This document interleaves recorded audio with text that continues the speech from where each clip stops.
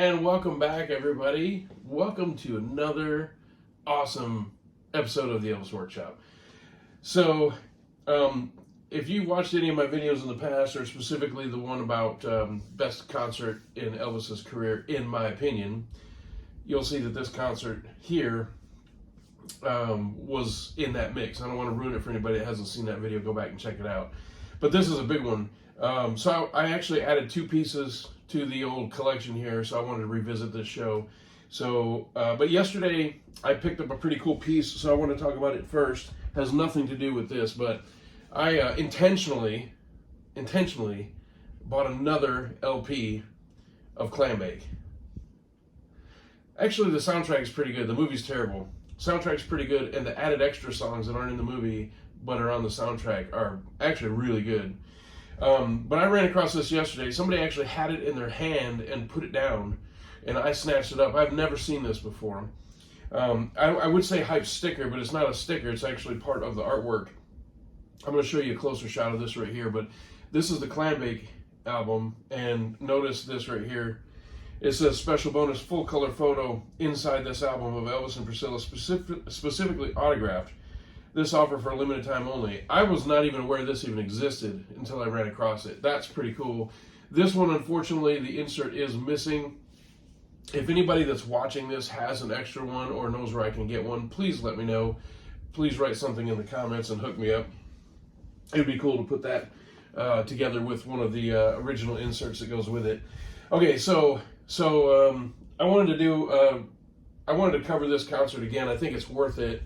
So March 20th, 1974 was the last show of that specific tour, and it ended in Memphis. And 2 days before, there was a concert. I think Murfreesboro. I'm taking a guess here. I should have looked at this. I'm pretty sure it is. Richmond, Virginia. 2 days before, they recorded kind of like a demo concert. To prep for this recording for the live album. They knew they were going to do a live album, so they recorded this concert professionally to see how it would sound, see if they needed to make any changes or anything like that. And so this is a Follow That Dream FTD release of the Richmond, Virginia concert, and it's called 48 Hours to Memphis. And my late friend Michael Warner actually used to own this suit that Elvis is wearing in this concert and is also on the artwork here. And so I've seen this suit up close and personal, and that was really cool. I've got some great photos of it. And so anyway, this has been out for a long time. It's not anything new, but you want to talk about double dipping. So these two right here are FTD releases, this one here and this one here of the concert. This is the legacy release of these two shows. There's literally nothing new added. The sound isn't any different. Literally nothing is different. They just took those two shows, put them together into one, and repackaged it and resold it. And the same thing here with this vinyl. This vinyl is these two shows right here put onto one package. So I want to talk a little bit about this show, some of the cool things that happened around it, and some of the new products that I got.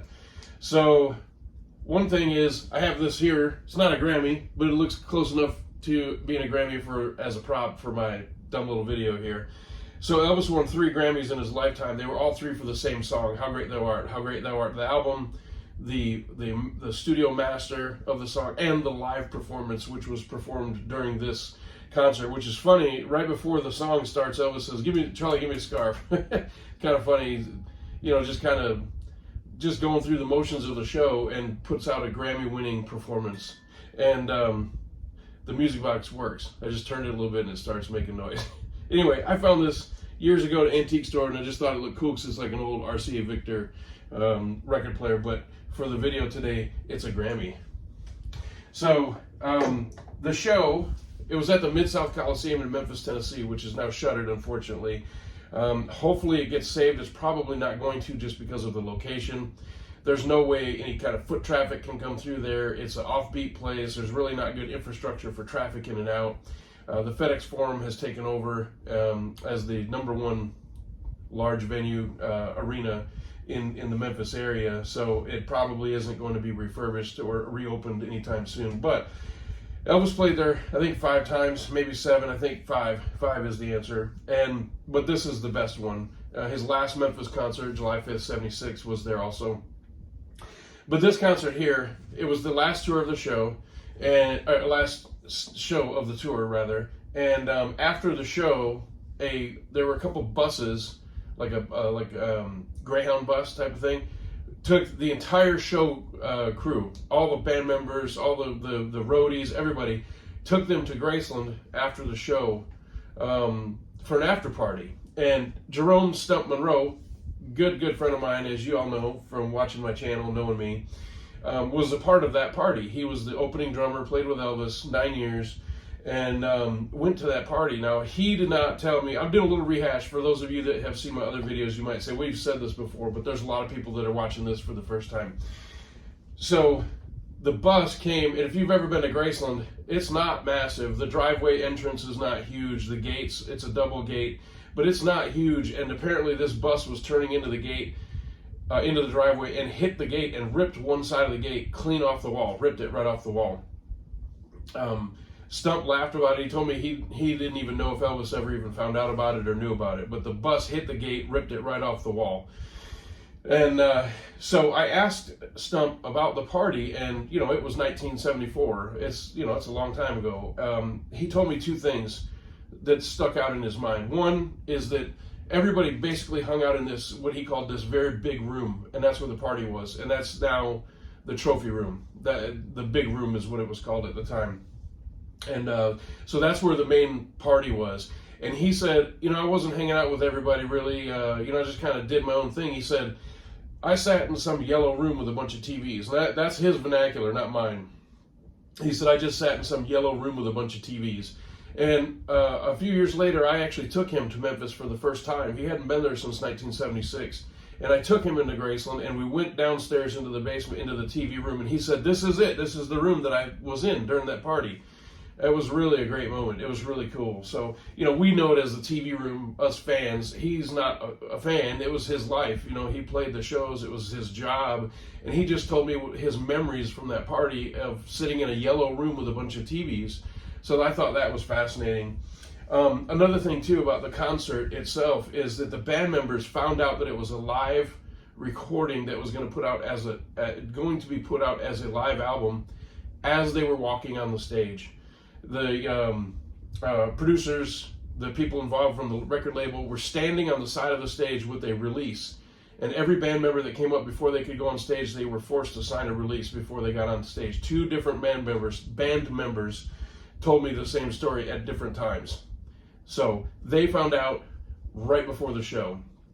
What I love about the show is, one is the mix is just really great on it. But Elvis was at home. Think about his mindset for this. He's at home. It's the end of his tour, but he knows it's his hometown. That's where he's been since he was 13 years old. And there was bound to be people in the crowd that, he went to high school with, teachers, classmates, people he worked with before he was a famous musician, his neighbors, people that lived in the Whitehaven area. He had to be so proud to come home and perform in front of his home audience. And it really shows, because this show right here, it's a good show. Richmond, it's a good show, but he really steps it up 2 or 3 notches for the Memphis show. My Baby Left Me is just one of the best, if not the best, performances outside of the 68 special that he ever gave of the song. And of course, he won the Grammy for How Great Thou Art. His crowd interaction is great during the whole show. It's just really, really a great show, really great. So I made a video about my favorite concert, my favorite Elvis concert, personally, my opinion, of all the shows he did. About a week after I did that video, I ran across this. This is the Quadra disc, the complete stereo 4-channel record, designed for performance on stereo or discrete CD for quadraphonic systems. And it has the original artwork, but it has the black trim around it. It has the Mid-South Coliseum up in the corner like the original release. The back artwork is the same, no different there. But and I've played this. It doesn't really sound any different to me, but I'm not using the proper record player for it. but I have never seen this. I think there were 3 different albums that this was done with. The Today album, which I have, this one, and the Aloha, I believe, are the only 3 that got this treatment. So I did this video about my favorite concert, and I highlighted this one in there. As soon as I finish the video, I find a record I've never even seen before. At that point, I didn't even know they had made this in that style. So I wanted to add that to the video canon. And then this one, this thing is heavy. This is 180 gram gatefold. It's a 3-panel. It opens up very nice. It's just like this one, but it's album size. Great photo of Elvis in the front. And it opens up with all these panels, and you can get your own copy and look at the details a little bit closer. But it has 8 sides, and it's super heavy. So I bought this for a few reasons. One, the upgraded 180 gram. I keep saying grain. 180 gram vinyl.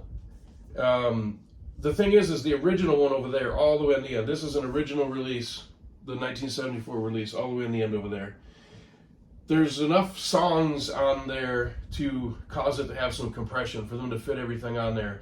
They had to compress it, and what happens on vinyl for that, to the sacrifice you have to have with vinyl, is that you lose sound quality as far as loudness. That's the main problem.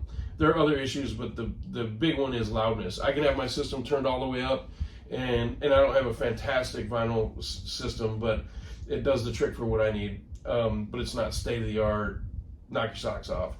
But I can turn it all the way up, and I can talk louder than it with these older albums. So with this upgraded one, I thought I'll put this on, and it'll be much better, because it's split into 2 LPs for each concert instead of 1 LP, so the compression will be less. Well, it's really not. It's not the case. I put it on, and it sounds just about the same. So I'm glad I have it. It's a nice piece to add to the collection, and it's nice to have both of these concerts like this in one package.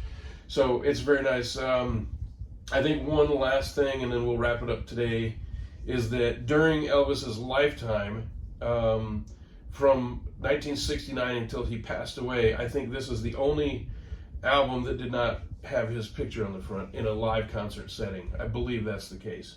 If I'm wrong, somebody correct me in the comments, but I believe every single album that was put out had a live photo of him in concert from 69 to 77. If I'm wrong, let me know. I could be wrong, but I'm pretty sure I understand that correctly. One other thing, in post-production for this video, I don't know how I forgot this, but I forgot to mention another really cool thing about this concert. So Al DeVoren, who was famous for saying the phrase "Elvis has left the building," changed up his ending per Elvis's request. Al told me that Elvis never requested anything from him. The entire time Al worked for Elvis, they had a working relationship. Al didn't see Elvis a lot just because of the way their schedules worked out, but Al was on every tour from the 50s until the last show, and from the 50s, once Colonel Parker came into the picture, just to be clear, until the last show. But Elvis knew this was going to be released as a live album, and he was very proud that this concert was recorded in Memphis.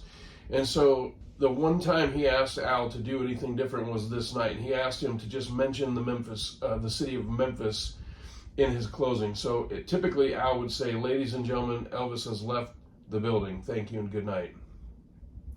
But this concert, he ended it by saying, "Ladies and gentlemen, Elvis has left for Graceland. This concert was recorded live tonight in Memphis, Tennessee, Elvis's hometown." I'm paraphrasing. I'm having a bit of a bad allergy attack in the middle of the video, but you can listen to it for yourself. So Al told me that, and I played that actually for Al. I took him to Palm Springs, and I played that concert for him, and he told me in the truck on the way there that was the first time he heard it since the night that he said it. And it was a very special moment for me to be able to share that with him.